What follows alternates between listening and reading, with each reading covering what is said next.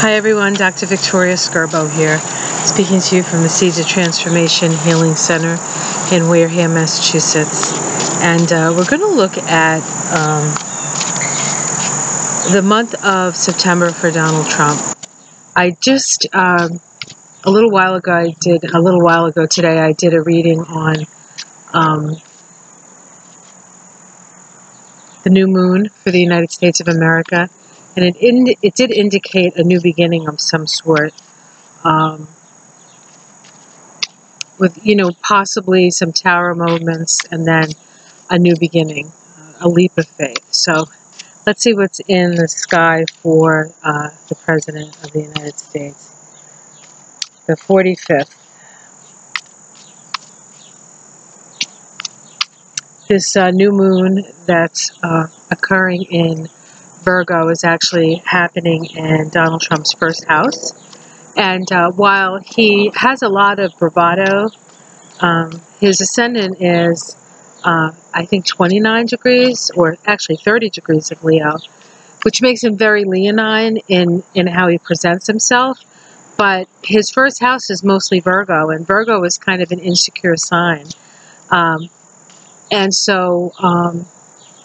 critical, can be critical of self and others. And because he's such a he does so much projection, I think that's when he's criticizing other people, he's actually criticizing himself, because very often you find him criticizing people for doing exactly what he's doing in the moment.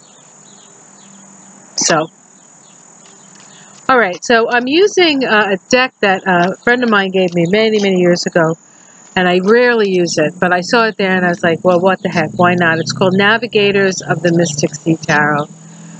And we'll see how these cards work. It's the first time I've used them in a long time, and the first time I've used them while reading Donald Trump. So let me just give a couple of regular shuffles here. Okay. And it's been so long since I used them, I don't actually remember what they look like, which will be fun, because it's kind of a cold reading. I love doing readings of cards I haven't used in a while, or even brand new cards. Okay, let's see what the immediate environment is. Okay, so we have the Lover's card here. And the Lover's card is really a card of choice. It's called discrimination here. And to a certain extent, it is discrimination. The Lover's card is associated with the sign of Gemini. Of course, the President is a Gemini. And Gemini is the sign of duality. And so there is this sense of seeing both sides of things, the light and the dark, having things to compare and contrast. And he has a tendency, I haven't noticed as much now, probably because I can't listen to him. It's very difficult, because a lot of it is incoherent, and a lot of it is tripe, really, to be perfectly honest with you. But in the beginning, when I had the patience, which didn't last very long, but I would listen to him talk, he would say one thing and then he'd say the exact opposite in the same situation. And so he'd always say both things. And I guess you got to pick, what he meant. But that's very Gemini. It's like, this is black, this is white, this is right, this is wrong, this is me, this is you, that kind of comparison energy. And so he's in his comparison energy. But this card is also about your relationships. And so his relationships are being looked at. They're in the public eye. Let's see the crossing card. Okay, so we have the King of Pentacles here. And I'm feeling that this is the oligarch that supposedly co-signed some loans for him, a Russian oligarch, I think with Deutsche Bank or Alpha Bank, Deutsche Bank. Okay, so there we go. King of Pentacles, that's crossing him. Now, sometimes I see the King of Pentacles as Putin, because Russia has a much different energy than than America, and it's very pentacle. It's very money oriented. It's very resource oriented. It's very, you know, what's real, like manifested right here in front of me, as opposed to America, which is more like philosophical and magical. You know, it's like, and it probably has something to do with the fact of where Russia is, the Russian history, the climate that Russia has is very different than the energy of America, which tends to be much more Sagittarian, really. Whereas Russia is very, in a way, very Taurus and very Capricorn, especially. That's how it feels to me, anyway. And I don't know the sign for Russia. I mean, for, you know, the Soviet Union had a sign, and then what was it, the Federation of Russia after that? I'm sorry, I don't know that. I should look, though. I'm going to see if I can find that information and see what it shows astrologically for Russia, or Putin's Russia, I guess we could call it. Let's see what's at the root here. Okay, we have the Chariot. So there's a lot of things coming. Things are moving very quickly. The Chariot is often, it's called Conclusion in this deck. So I haven't used this deck in so long I didn't even realize that it said that. So, so there is, I guess there is a conclusion. Something is coming to an end, the end of the road, perhaps, for this president and this whole storyline. But it is about, you know, things happening very quickly. It's as if nothing happened and then everything happens in a flash, which is kind of what the other reading also said. So it's in the past. Okay, we have the Ace of Pentacles. And it's interesting because this guy is, and it's called Generation. And so this is a guy, it's like the pentacle is like a discus, and he's throwing the discus. Or maybe he's catching the discus. So the question is, where did the money come from? So I think that's what this is about. I think this is all about the money coming from Russia. Let's see what's in the sky. Okay, we have the Ten of Cups. So this is called accomplishment. This is usually a very positive card. We can see that these two people are very much in love. That's interesting. You know, this card generally doesn't mean this, but we can see that these two people are sort of in step with each other. They're dancing with each other. The cups are flying in the air. So this is almost like a celebration, but it's like a tango. But it is a 10, and it is an end. So the accomplishment is the end of something. So perhaps what has needed to be accomplished has been accomplished. Let's see what's in the immediate future, which is pretty much the month. Okay, we have illumination. We have the sun. So something will be illuminated. Something will come into focus, into view. All the dark corners will be lit up.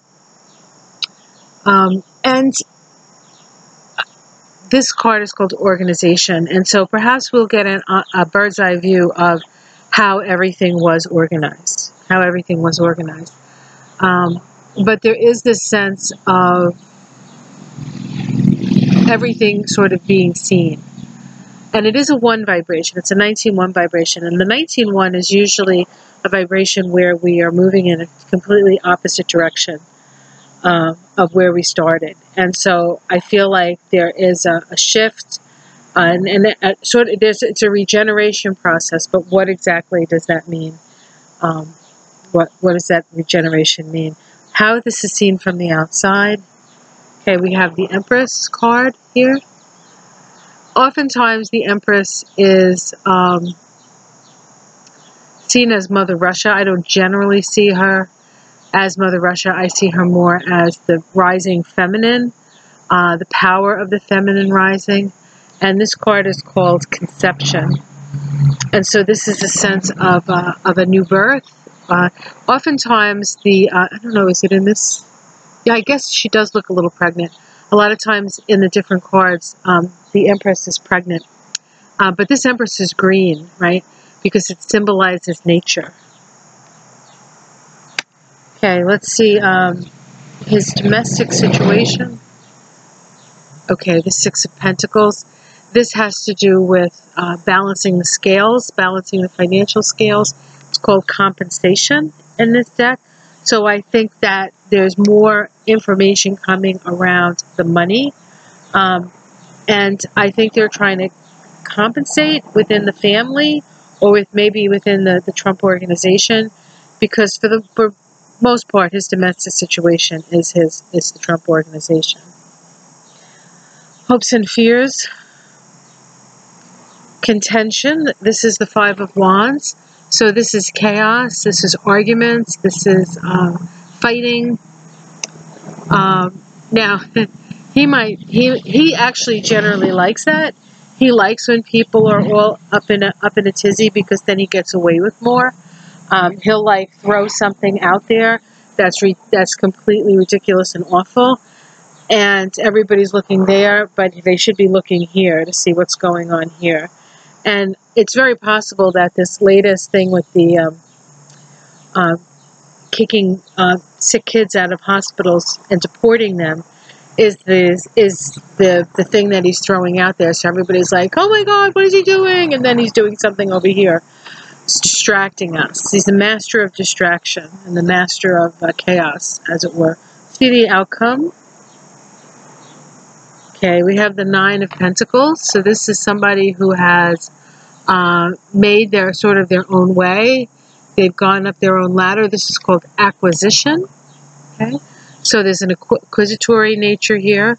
So, you know, I hate to say it, but it almost looks like he's going to make money on this deal.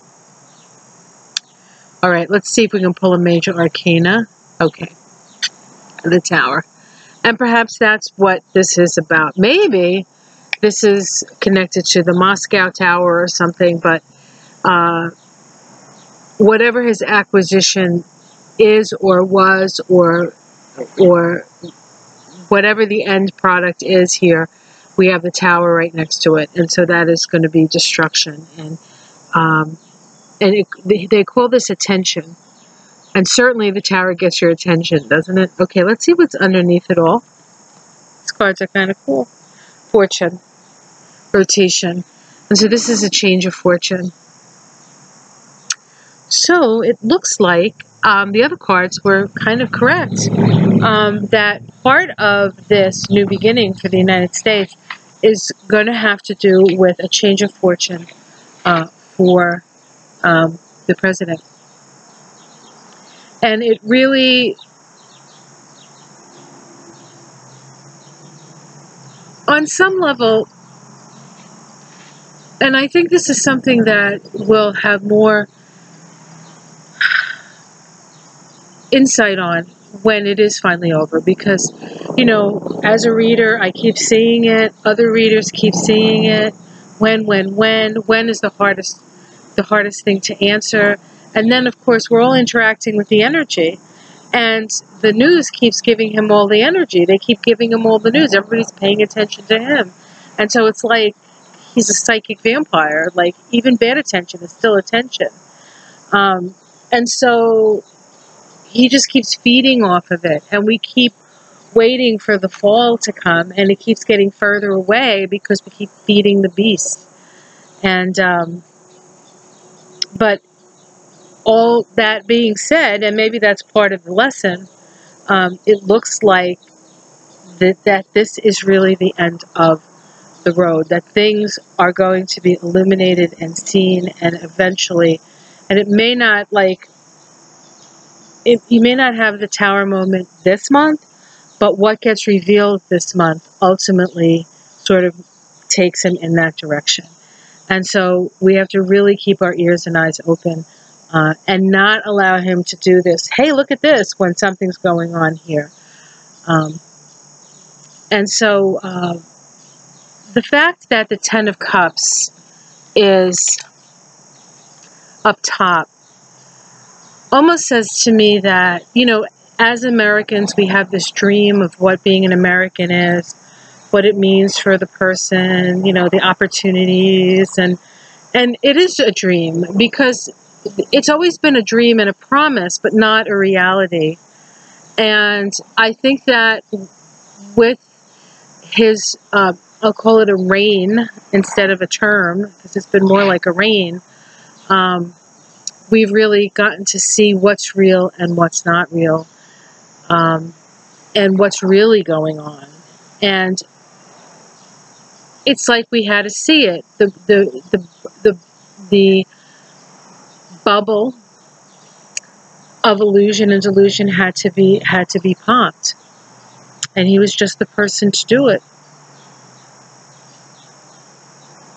So looks like, it's not. I brought Putin up because, of course, he's the head of Russia, but it's more to do with the money people in Russia than even Putin, because Putin works for them too. And so it's the money connections and it always has seemed, a lot of the readers and even the political commentaries, TYT and such, said follow the money. In fact, Cenk Uygur said that if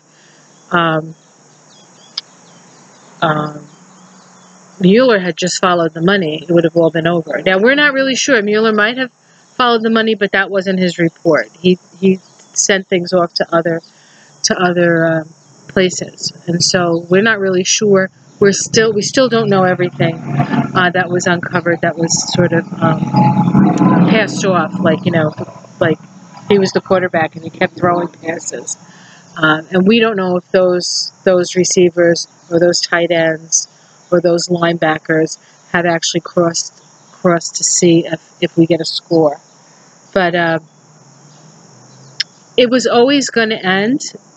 It was always going to end. We had always hoped it would be sooner than later and there wouldn't be as much damage.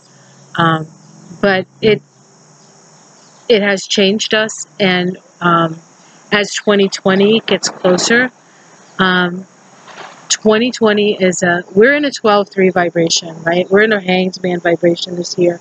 So really it was mostly about witnessing what was going on. There wasn't that much we could do. It was as if fate, it was like this play that we were watching, all hanging upside down with our hands tied behind our back. When 2020 rolls around, we get to come off of the tree, right? Come off of that place where we had no power, and we're in a 4 vibration. A 4 is a crisis, but it's also a building.